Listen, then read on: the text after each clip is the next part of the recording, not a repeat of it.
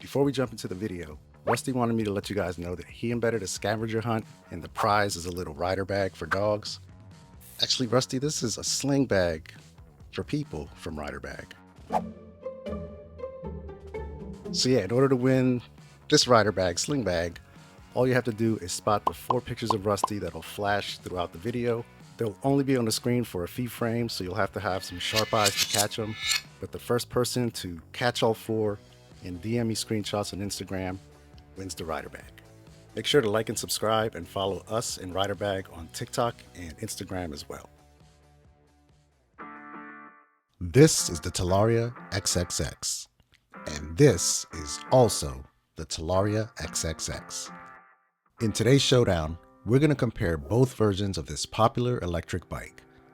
This is a specially tuned version offered by LunaCycle, and this is the concept version directly from Talaria. We'll be looking at their design and performance differences, as well as all of the additional upgrades that are included with the concept. I'll also go over pricing and what to expect in regards to shipping. Our goal is to help you decide which one is the right choice for you. So let's dive right in, starting with the component differences and the extra upgrades included in the concept edition. So Rusty and I are on our way to the garage to assemble the concept version. I did plan on originally making an unboxing and assembly video, but LunaCycle recently released a fantastic assembly video, which is the one that I actually followed, so I felt no need to make one myself. However, the concept version does have some components that the LunaCycle version doesn't. Here's the boxes. The boxes are identical as far as size goes, but you can see they are definitely labeled differently. And the concept version, broken pallet. Hopefully the bike's in good shape. All right, I'm gonna go ahead and put this together and then I'll bring y'all back for the last components. And man, I am so excited to finally do this comparison for you guys. It's been nearly 2 months of waiting for these to arrive and I can finally do this for you guys. So let's go ahead. I'll see y'all in a bit. Hey ladies. Okay, the concept version is assembled and ready to go. The only thing left are the turn signals, display, and rear view mirrors. We're gonna do that together, but really quick, I wanna go over all of the extra parts and accessories, so let's jump in. Here's our nice big color display. We're gonna pop this on. There's really nothing to this. 2 clamps, 1 connector, clearly intended for the center of the handlebars because it's got that big 31.8 millimeter diameter. Let's toss this on and keep on going.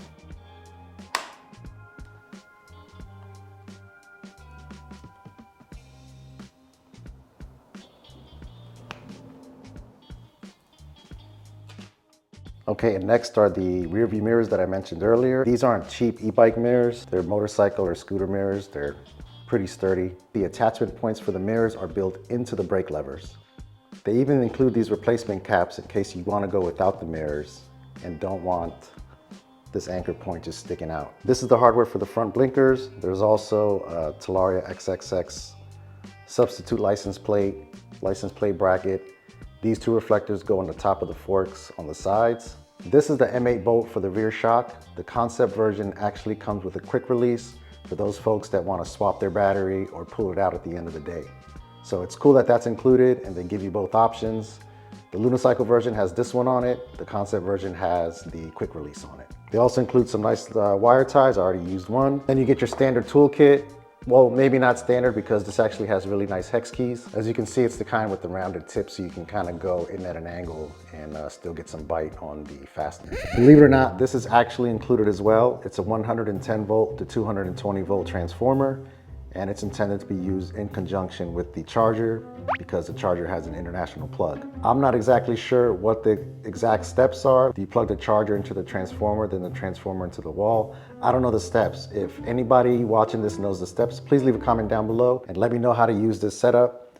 In the meantime, I think I'll just use the charger that came with the LunaCycle version. I'll also send an email to ZapCycles to see if they can give me some explanation. The booklet that's included with the transformer does have English instructions on it. However, it doesn't really give you the steps on what to plug in first.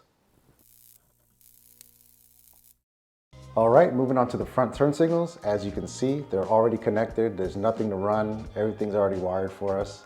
All we gotta do is line these up and bolt it on. But first we gotta pop these little clips on.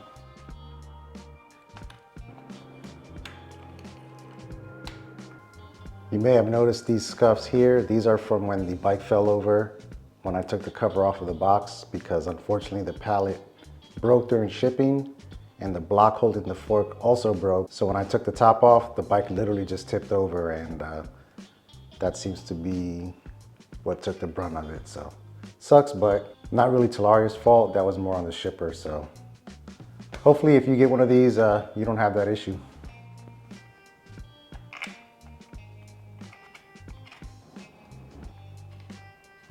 Nice.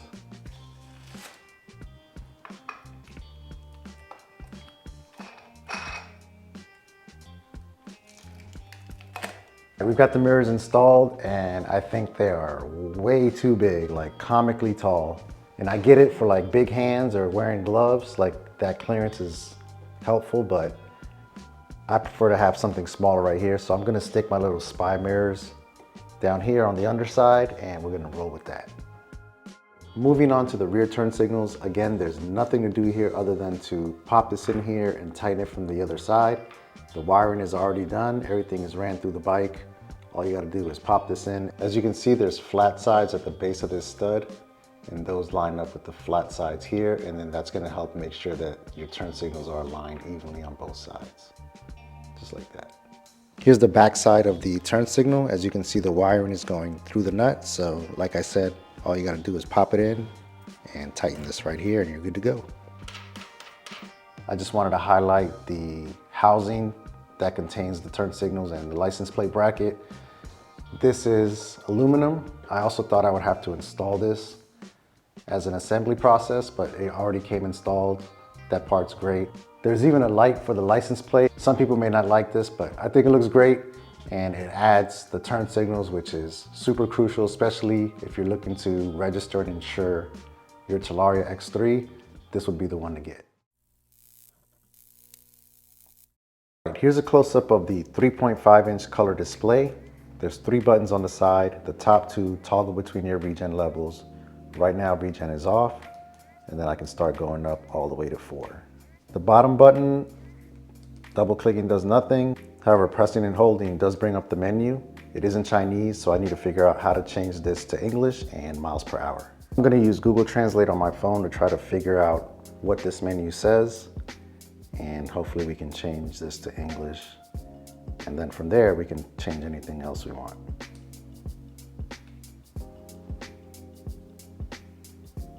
There's certainly a lot of settings, but I haven't seen how to change the language yet, but I'm pretty sure, oh, there it is. Language. All right, now that we've got this in English, we can change our kilometers per hour to miles per hour. So let's see, my vehicle, screen display, auto, brightness, level 1. Let's try setting that to auto. Ooh, they give you no time. All right, brightness. Let's try auto. Boom, we got that on auto. Time, I will set that later. Unit settings, boom, imperial. So I hit this and go down, select that, good to go there. Language, you got that in English. Wheel is 17.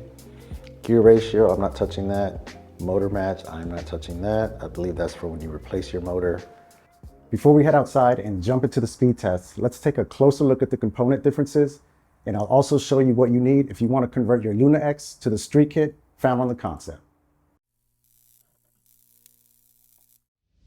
Starting off with some of the insignificant differences, each version has spokes, foot pegs, sprockets, crowns, and fork arm covers to match their styling.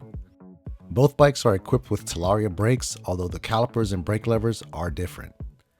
Both feel adequate considering the cost of these bikes, but they certainly aren't a strong point.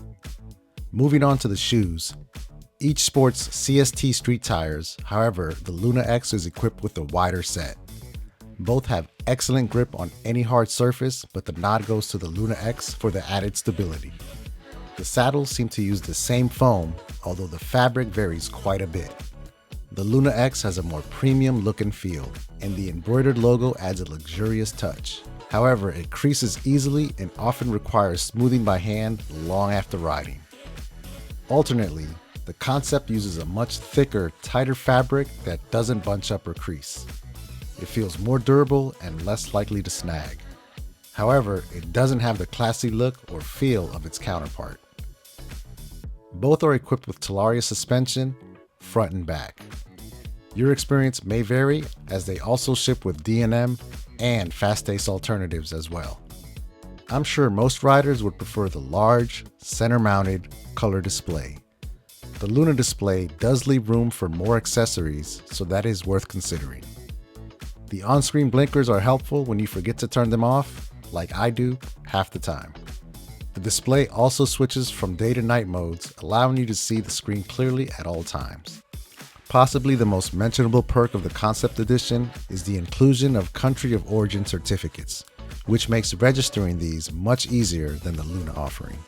I've read that Luna simply will not provide customers with these documents, so depending on your projected needs for your X3, this is definitely worth considering. If you manage to find a vendor that sells the street kit, it will likely consist of the display, switch assembly, and headlight cover, as well as the rear housing, wiring, and turn signals themselves. I wonder if the price of this kit would exceed the upfront $400 difference. I'm also not sure if this would affect the Luna Tune in any way, or if this kit will work with the Luna display. If you happen to know, please share with the community down in the comments. With its lower price tag, Luna Tuned Regen, and 1500 watt power boost, the LunaX is simply the best deal around on any electric bike without pedals. However, it is worth mentioning that the concept version can be flashed with the Luna Tune, giving you the best of both worlds. I recently learned this on Reddit and plan to explore it further. The LunaX ships from the US and arrived via FedEx in less than 2 weeks. Fast and easy. I ordered my concept through ZapCycles on July 2nd, and on July 11th was provided with tracking that required the use of Google Translate to decipher. This was when I realized the bike would ship directly from China. Through the use of some helpful websites linked below, I was able to track the container ship for most of its journey, although there was a 2-week period where the tracking just didn't update. Aren't there satellites everywhere? I finally received it on August 26th, which is right in line with the 6 to 8 week wait time that I was given. In my opinion, you can't go wrong with either, but I'm curious, which one would you choose? Now that we've covered all the differences, let's head outside and compare the regen, acceleration, and top speeds. Let's talk about the regen. This bike has the most aggressive regen I've ever experienced, more so than my Tesla. Once you cut that brown wire and unlock this bike, you don't just unlock the power boost, you also unlock the LunaTune Regen. And I gotta say, like, levels 1 and 2 are reasonable, but 3 and 4, they slow you down so much that I don't know if I'd be comfortable using it in traffic all the time, because if I forget and I let off the throttle thinking that I'm gonna coast and I almost come to a stop, I could get rear-ended. That's not a good scenario. But right now we've got it in Regen 1. We're at 40. When I let off, you can see we're pretty much coasting. You know, we're going downhill and we're still slowing down a bit, so it is doing something. But let's bump this up to 4. Difference of these speedometers is crazy. That's why we're going to trust this one. But look, level 4, and it is literally, I just feel it start to pull the bike back. Me personally, I'm not a fan of regen, especially really aggressive regen, because I feel like slowing down that much and then speeding back up, you're kind of playing tug of war with the motor. and that's something I'd rather not do. But yeah, levels 1 and 2 on this bike aren't bad. If I flash the LunaTune onto my Concept, which is the one I plan on keeping, mainly because of the street kit, I want to register and insure the bike. But if I do upgrade that to the LunaTune, I'll probably just keep the Regen on 1. However, on this bike, the Regen is pretty much non-existent in comparison. Right now I'm on level 1. If I let off the accelerator, I feel like I'm coasting. Very little slowdown, if any. And let's bump it up to 4. All right, we're on 4 now. So I'm doing 40. I'm coasting. It feels absolutely no different from level 1 to 4. Whereas the LunaCycle version, once you cut that brown wire and unlock the bike, my goodness, the Regen is insane. There's such a big difference between the increments. It's satisfying to see how they set that up, but like I said, the last 2, levels 3 and 4, a little too aggressive for my taste. I feel like I get rear-ended using that all the time. Levels 1 and 2 feel really good, but personally, I'm not a fan. Let me know down in the comments, do you love Regen, or do you usually just turn it off or keep it really low? I take it back, the level 4 Regen on this Concept version does do a little more than level 1, but it's not much. But it does kind of slow the bike down. Definitely doesn't bring it to a stop like the LunaX does.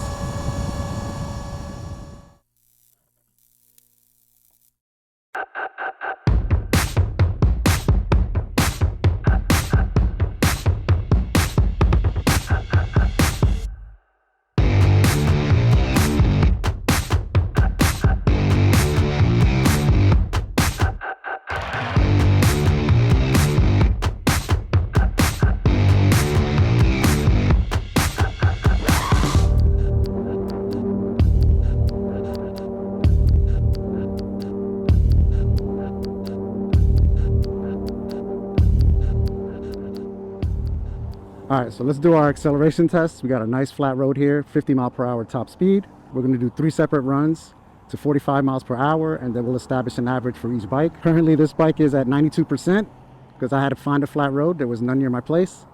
Let's reset our timer here. So we got this set to 0 to 45.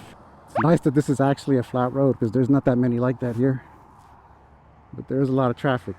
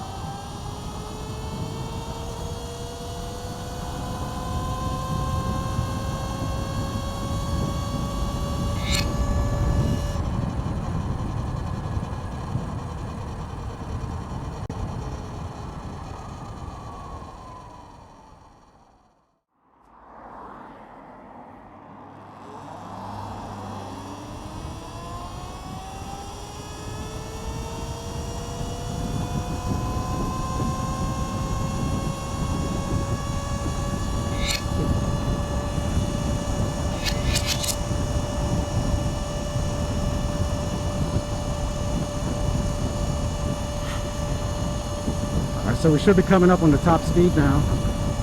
I've always hit 50 miles per hour almost every single time I ride this bike for a commute, and I open it up on the road. It's almost always a 50 mile per hour. But I have taken the battery down a bit already, which kind of sucks, but it is what it is. We can see 48 has been our top speed on this run.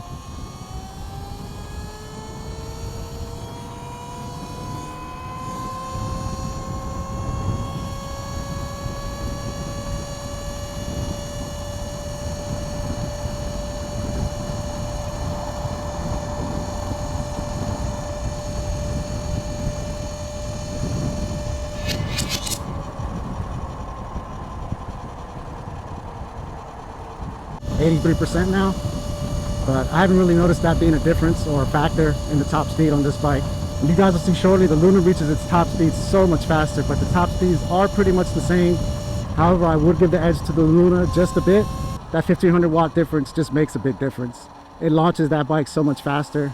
This one just doesn't have a chance.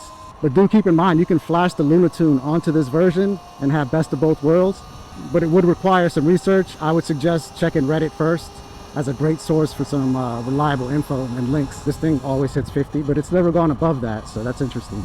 These bikes are a beast, man. Whether you buy this concept version or the Luna, like the power that you're getting for the price is crazy. But of course, the Luna being a little cheaper, the power to price ratio is, you can't touch it. Nothing can touch it. Granted, this doesn't have pedals, so it's not an e-bike, but if you're just looking to commute and you have the means to like register and insure this bike, there's no better way to commute if you have a commute of less than 25 miles each way and you can charge at work. This is the way. Save money, get to work with a smile on your face, get home with a smile on your face. Yeah, man. All right, so next we're gonna hit up the top speed test on the Luna. Let's go.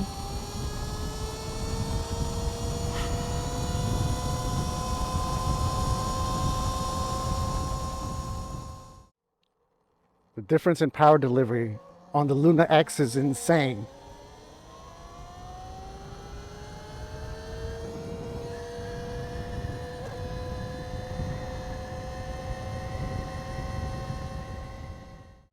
So as you guys saw earlier, the LunaX has different brake levers and calipers, and honestly, the brakes on this version feel smoother. I don't know if that's because this bike is newer and I haven't ridden it as much and the brakes aren't fully broken in.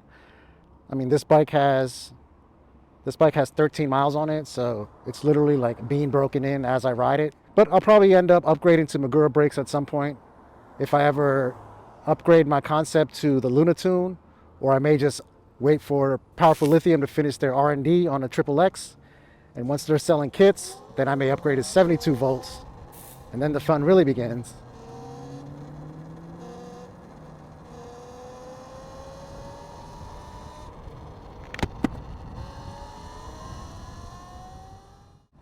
But as you can see, we're hitting a 49 mile per hour top speed right now. This isn't the official top speed test, but that is the same top speed we got on the concept version. So that is definitely something of note. But the power delivery from the launch, like this thing eats the concept's lunch every single day of the week. It's crazy. This thing is a rocket.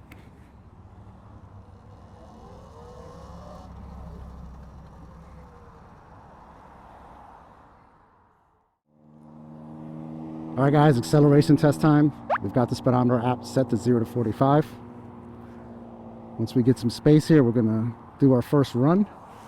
Looks like we're good here. We gotta stop really quick, reset the timer, let's go.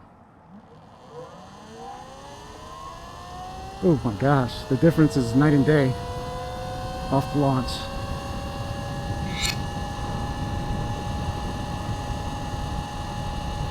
First run, 8 seconds, wow.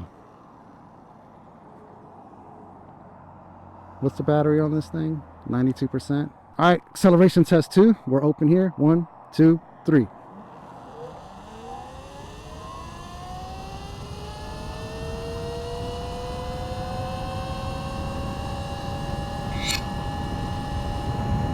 Ooh, 799. This thing is consistent. You guys saw the variance in the concept version. There was like a second or two difference at times. So it's impressive how they tuned this thing, man. I gotta say, props to Luna, man. They took a bike that's a 9 and made it an 11. All right, last run. 1, 2, 3. Woo! The front wheel came off the ground. This thing's scary. That's never happened with the concept version. That's why this thing is a wheelie machine. I believe it.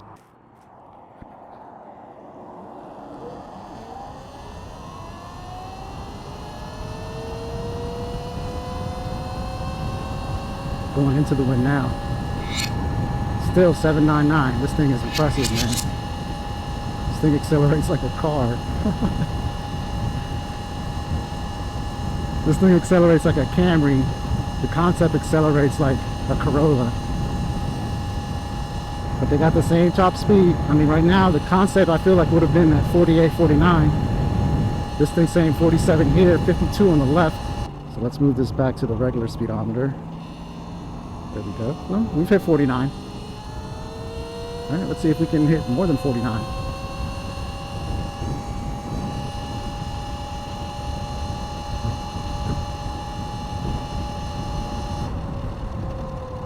A lot of traffic, but I feel like that's just the top speed on these bikes. I could be wrong, but 50 seems to be the magic number.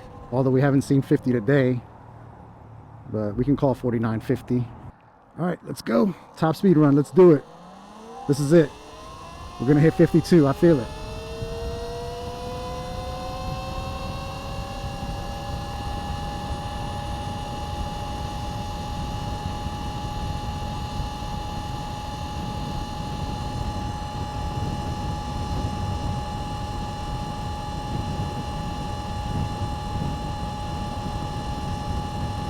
I don't know, man.